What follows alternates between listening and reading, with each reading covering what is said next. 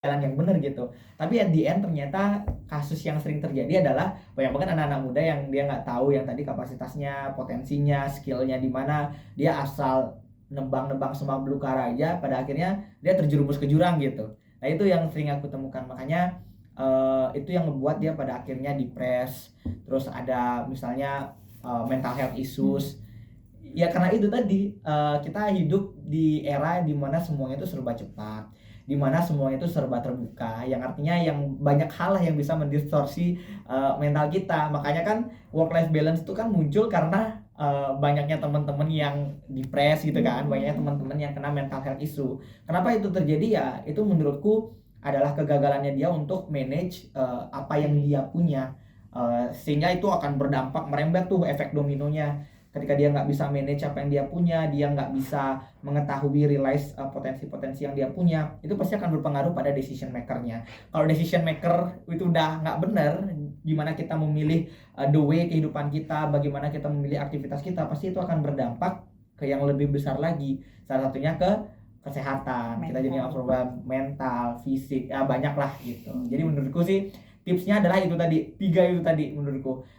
Dan ini juga selalu aku sampaikan berulang-ulang, nggak perlu kita jauh-jauh ngomongin time management kalau misalnya kita udah pinter ngatur waktu untuk beristirahat. Karena menurutku waktu beristirahat itu fleksibel. Aku aja seperti itu guys, misalnya kayak tadi aku baru sampai di Purwokerto itu kurang lebih jam 4 pagi, tapi aku masih bisa fresh aja misalnya untuk ngurus banyak hal gitu hari ini, karena aku tahu set priority istirahatku tuh kapan aja gitu. Dan ketika itu teman-teman lakukan, wah time management kalian tuh keren banget. Terus yang kedua tadi, tahu potensi diri sama skills itu sejauh mana. Dan yang ketiga itu adalah tahu kapasitas diri, sehingga at the end kita bisa mengkurasi apa aja aktivitas-aktivitas yang bisa kita lakukan dan apa aja aktivitas-aktivitas yang bisa kita tolak gitu. Oke. Harapan kedepannya buat kakak sendiri, maksudnya kayak kan ini udah banyak nih kegiatan yang dijalaninya, kedepannya tuh mau gimana gitu, sama mau minta saran apa ya buat teman-teman mahasiswa nih biar bisa menjalani akademik sama kegiatan yang lain tuh bisa seimbang lah gitu.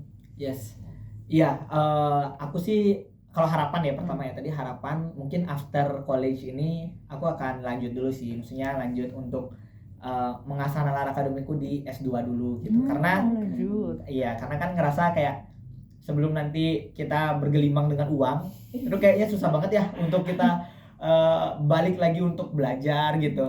Kayaknya mumpung masih muda, mumpung masih punya semangat, ya udah kayaknya aku bakal berjuang dulu untuk ya walaupun nanti pada akhirnya kita nggak tahu nasibnya di seperti apa, ya udah yang penting itu aja sih harapan kedepannya yang jangka pendek ini. Terus kalau misalnya untuk teman-teman, aku tuh di sosial media atau misalnya ketika jadi speaker ngomongin tentang self development, pasti aku selalu spread the values kalau misalnya kita sebagai mahasiswa itu nggak usah yang stres-stres deh gitu, dan sebenarnya bisa enjoy aja ngejalanin semuanya asalkan teman-teman bisa nyaman dengan zona itu gitu. Karena aku ngerasa kita itu selama ini kan dengar narasi keluar dari zona nyaman terus kan ya.